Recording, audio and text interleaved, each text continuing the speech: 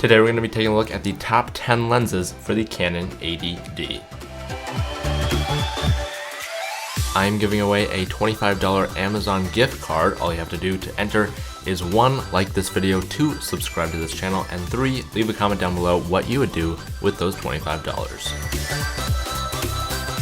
I have a link to a list that I made of the top 10 lenses for the Canon 80D. That is in the description below if you want to follow along. It also has my notes for each lens so you can compare them side by side, all on one page. Starting off with number 10 is the Canon EF 55 to 225 f4 to 5.6 IS STM telephoto zoom lens. This is a monster lens. You can get some shots from very far away and look like you're very close to your subject. Great thing about this lens is it has image stabilization, which you definitely need if you're going to be shooting that long, and the price is very reasonable at just under 140 bucks. You honestly can't get any better telephoto zoom lens for less than that price. Moving on to number 9 is the Canon EF 17 to 55 f2.8 IS USM. Now this lens may look like it's pretty similar to the kit lens that you may have gotten with your Canon 80D, which usually the kit lens is 18 to 55, so this is right in that range, except it has a constant 2.8 aperture. That means you can get nice and blurred out backgrounds, and if you're shooting in manual mode, you won't need to constantly change your shutter speed or ISO when you're changing your aperture when you zoom in. The only downside with this lens is it's a little on the high end at 829 bucks.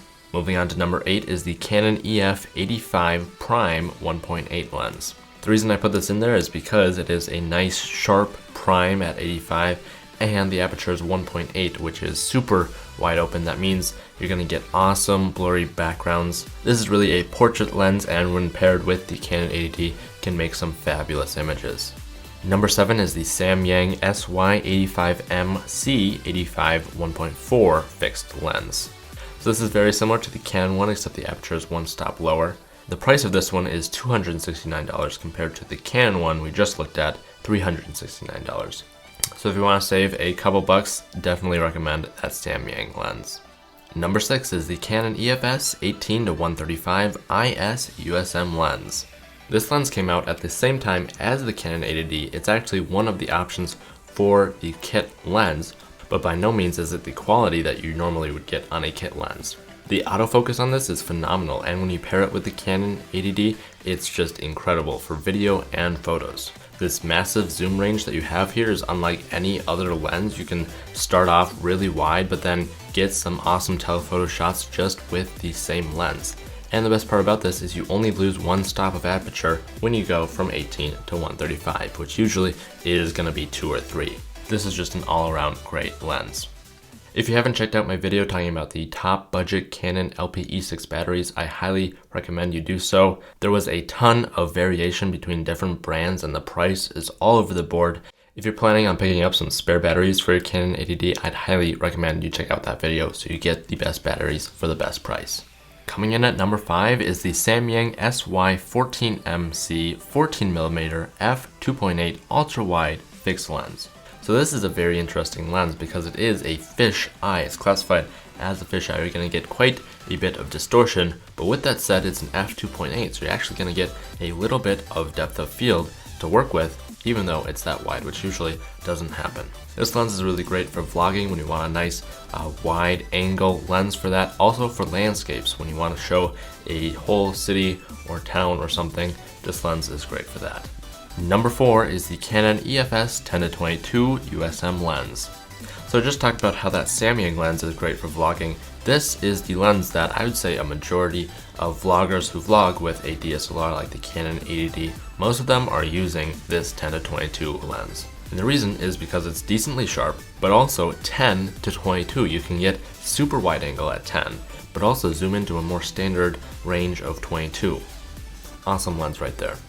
Number 3 is the Canon EF24 f2.8 STM prime lens. So just picked up this lens and I totally understand why people call it the pancake lens. It is the flattest lens I have ever seen, which really makes this great for travel because it takes up practically no space. And 24 is a great focal length to have a prime because it's really standard and good for almost anything. Number 2 is the Canon EFS 10-18 IS STM lens. So I picked this up because the specs on this look pretty awesome. 10-18, super wide angle, and it has image stabilization. I can tell you that that wide angle is really nice to have, and that image stabilization is super handy. Only downside, this is not quite as sharp of a lens as some of the previous ones, and the aperture is a little on the higher end, and it changes when you zoom in, which is not super great, but it's manageable for that awesome wide angle. Alright, here we are. Number 1, it's the Canon EF 50mm f1.8. Coming in at $125 is this awesome prime lens. If you're wanting to get a little more creative than what you can do with your kit lens, I'd say this is the lens to start out with. 50 is a nice medium to telephoto length, it's right in that range, and since it's 1.8 you can get some super blurry backgrounds that look like they were shot on a $1,000 lens.